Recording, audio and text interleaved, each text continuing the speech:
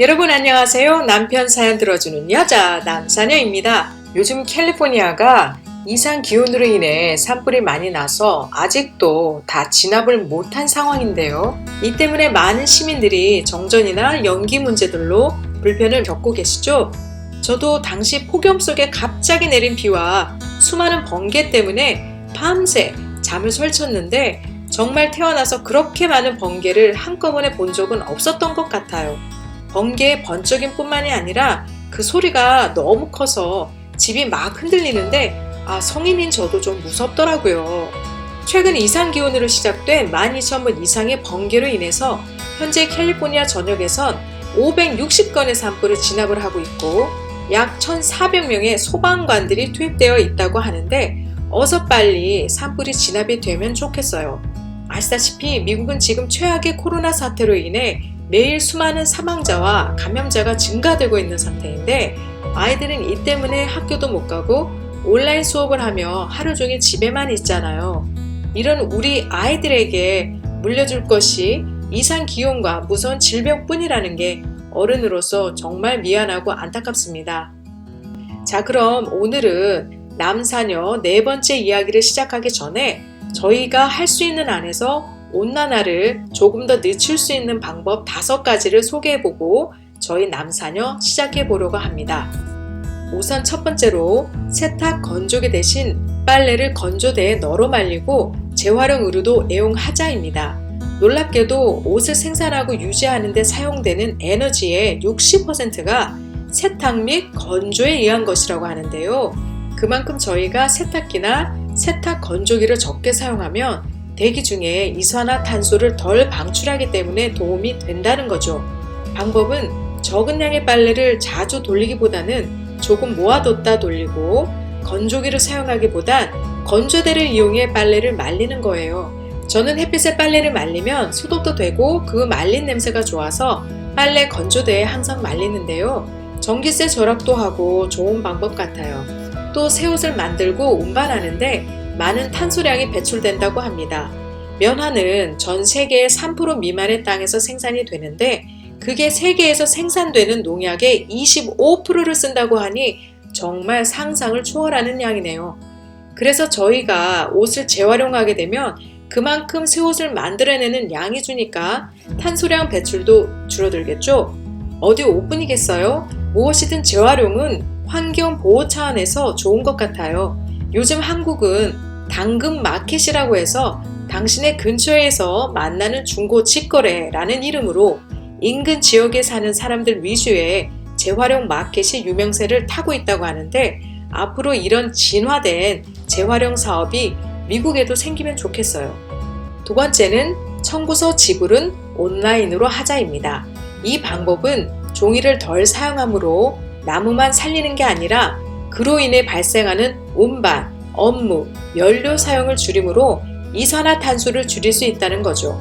한 조사에 따르면 미국 한 가정에서 각종 청구서를 온라인으로 바꾸면 고형 폐기물을 16억 톤 줄일 수 있고 이산화탄소도 210톤까지 감소시킬 수 있다고 하네요. 세 번째는 웬만하면 전기를 최소한 사용하자입니다.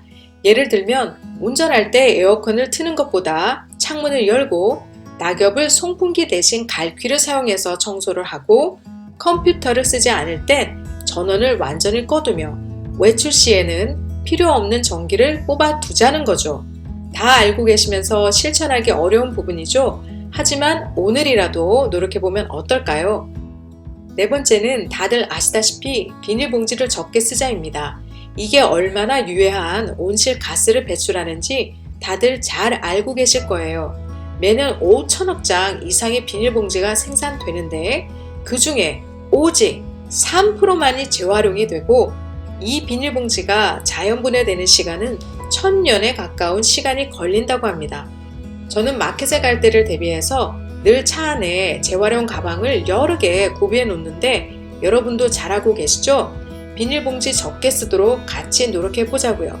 자, 그럼 마지막 5번째로는 고기를 좀 덜 먹자인데요. 유엔 식량농업기구에 따르면 국제 정육산업이 지구온난화 물질 배출량의 18%를 차지하고 자동차가 내뿜는 매연보다 더 많이 지구 온난화에 영향을 끼친다고 합니다. 그러니까 1kg의 소고기를 생산할 때 방출되는 메탄가스는 같은 양의 쌀을 생산할 때보다 6배나 많고 1kg의 소고기는 1kg의 감자를 생산하는 것보다 33% 많은 화석 연료를 사용한다고 하니 이 또한 무시 못할 어마한 양의 메탄가스네요. 또 그 소들을 키우는 데 드는 비료에서는 아산화질소나 운반시 나오는 이산화탄소 역시 온난화의 주범이라고 할 수 있겠죠. 저는 채식주의자는 아니라서 고기를 먹고는 있지만 조금이라도 온난화를 늦추자는 그 마음에 일주일에 2-3번 먹던 고기를 지금은 1, 2회로 줄이고 양도 많이 줄였어요. 미국은 고기가 상대적으로 한국보다 저렴하다 보니까 저는 아이들 성장에 도움이 되라고 고기 요리를 자주 해줬는데 이제는 두부나 케일, 브로콜리, 두유 등 다른 음식들로 단백질을 보충해 주려고 하고 있습니다. 앞서 드린 얘기들이 여러분도 많이 아시는 얘기란 생각이 들지만 행동으로 다 지키기는 생각보다 쉽지 않죠. 그래도 작은 우리의 행동으로 온난화를 늦추는 데 도움이 된다면 미래의 아이들을 위해서 같이 노력해 보면 좋겠어요. 자, 그럼 오늘의 온난화 얘기는 여기서 마치고 오랫동안 기다리셨던 오늘의 남사녀 4번째 사연 같이 들어볼까요?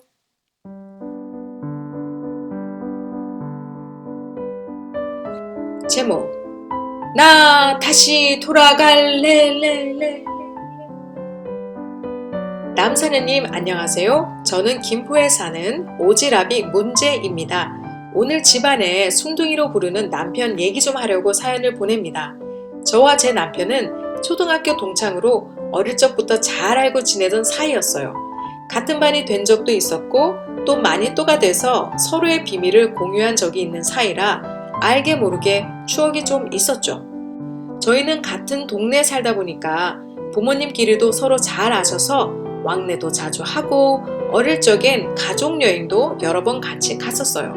하지만 저희 둘은 서로에 대해 전혀 케미가 없었고 커가면서 각자의 남자친구와 여자친구를 만나 연애도 하고 헤어짐을 반복하다가 우연치 않은 계기로 둘이 결혼을 하게 되었는데 우선 그 얘기 들어보실래요? 제 남편은 군대 제대 후에 여자친구를 사귀고 결혼을 준비하고 있었어요.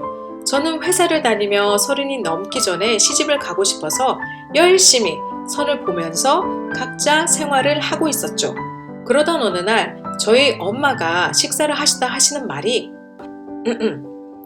여기서부터는 제가 사투리를 좀 해야 하는데 저는 서울 사람이라 사투리가 조금 서툴더라도 양해 바랍니다. 미선아, 네 얘기 들었나? 저 슈퍼 옆집에 사는 민철이 알지? 막 가가 결혼 사기 당했다고 안 그렇하나? 결혼한다고 결혼식장까지 예약해놓고 그 아가씨가 알고 보여 유부녀라 하더라 라고 하시는 거예요. 저는 그 얘기를 듣고 민철이가 안타깝게 느껴지고 아주 조금 진짜 조금 걱정이 됐었죠. 그래서 엄마한테 엄마 민철이네 집 지금 난리 났겠네? 어머 걔는 어떡해? 하니 엄마가 아이고야 말도 말 그래. 가가 방구석에 처박혀갖고 코빼기도 안 보인다 안 하나? 그래갖고 민철이 엄마가 복장 터져 죽는다 하더라 하시는 거예요.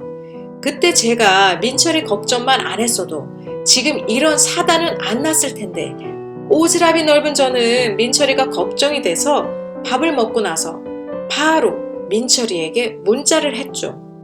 민철아, 나 미선이야. 소식 들었어. 괜찮아? 라고 문자를 보냈는데 웬일로 식음을 전폐하고 방에서 안 나온다는 민철이가 좀 있으니까 연락 줘서 고맙다. 난 괜찮아. 라고 저에게 답장이 왔더군요. 어릴 적부터 봐온 민철이는 착하고 순진한 데가 있다는 걸 제가 잘 알고 있었기에 결혼 사기를 당했다고 하니까 괜히 마음이 가고 안 됐더라고요.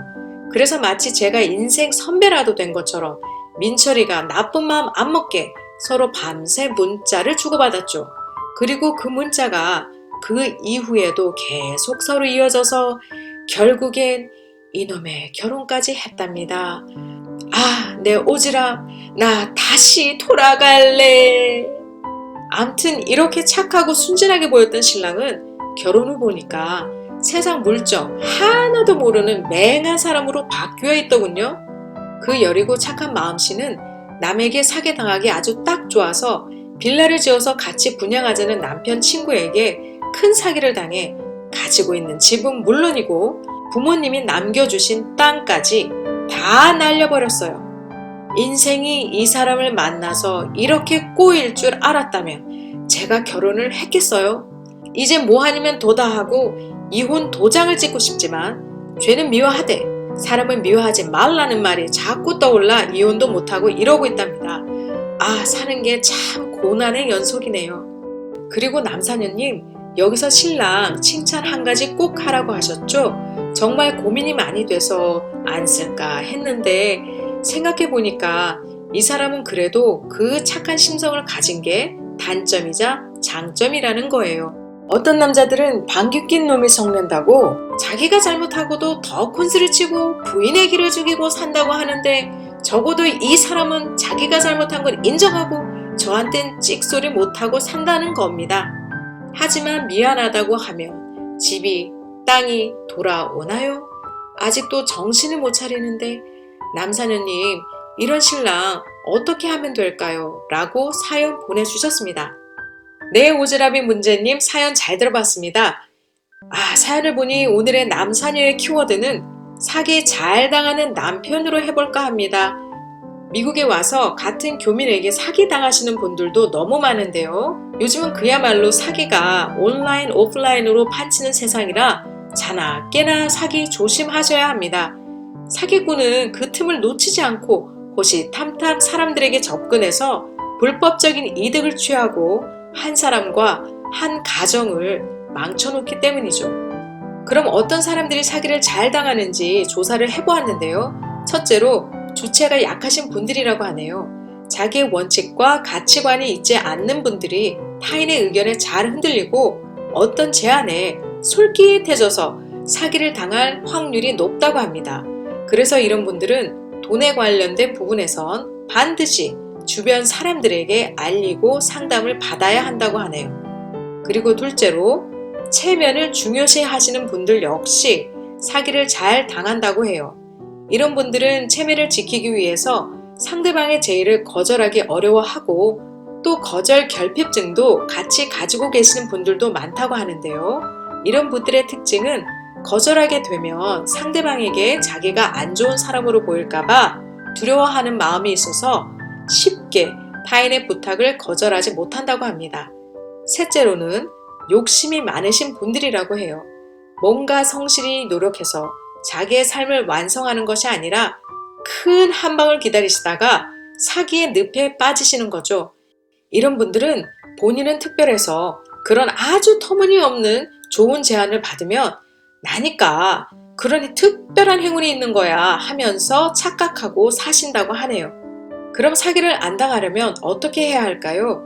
제 생각에는 우선 솔깃한 제안엔 함정이 있다고 늘 먼저 의심해 보시고 철저히 조사해 봐야 한다는 거죠. 어떤 분들은 한 건을 하기 위해서 가짜로 사람도 고용하고 좋은 집이나 사무실을 렌트해서 타인에게 호감을 산 후에 접근한다고 하는데요. 자나 깨나 너무 좋은 제안이나 갑작스런 행운의 기회는 꼭 반드시 의심하셔야 할 것 같아요. 그리고 돈과 관련된 문제는 체면이 중요한 게 아니라 정확성이 중요한 거니까요. 그 뒷배경이나 그 회사를 조사해보고 서류로 뭐든 정확하게 작성하시고 변호사에게 공증을 받아야 할 것 같아요. 이렇게 해도 사기를 당하시는 분들 많으시죠? 안타깝지만 처음부터 너무 호감 있게 다가오시고 그 후 갑자기 돈에 대해 자주 부탁을 하시는 분들은 조심을 하시는 게 좋을 것 같아요. 그럼 오지랖이 문제님이 마지막으로 남편분에게 바라는 점 제가 전해드려야겠죠? 자, 그럼 읽어볼게요. 여보, 난 당신이 가족들과 친구들을 챙기느라 자신을 소홀히 하는 모습을 보면 너무 안타까워요. 당신이 착한 건 알지만 그 착한 마음을 나쁜 사람들이 이용할 땐 그건 착한 게 아니라 그들에겐 어리석고 바보 같은 거예요. 그래서 난 당신이 앞으로 자기에 대한 믿음과 신념을 가지고 여기저기 휘둘리지 않고 살았으면 합니다. 부탁해요. 라고 하셨네요. 네, 오지랖인 문제님이 남편에게 보내는 당부 잘 들었고요. 정말 오지랖인 문제님의 남편분, 그런 좋은 인성을 가지셨는데 본인과 가정을 우선시하면서 살아주시면 너무 좋을 것 같네요. 그리고 앞으로 어떤 일이 있을 때 반드시 아내분과 상의하시고 결정하시길 바랍니다. 아내 말을 들으면 자다가도 떡이 생긴다는 말이 그냥 헛말이 아니랍니다. 남편 여러분들 명심하세요. 자, 그럼 여러분들 중에 이런 비슷한 사연을 가지고 계신 분 계신가요? 계시다면 오지랖인 문제님에게 조언 부탁드리고요. 오늘 남사녀의 네 번째 이야기는 여기서 마치겠습니다. 여러분 모두 건강 주의하시고 우리 그럼 다음 남사녀에서 다시 만나요. 바이.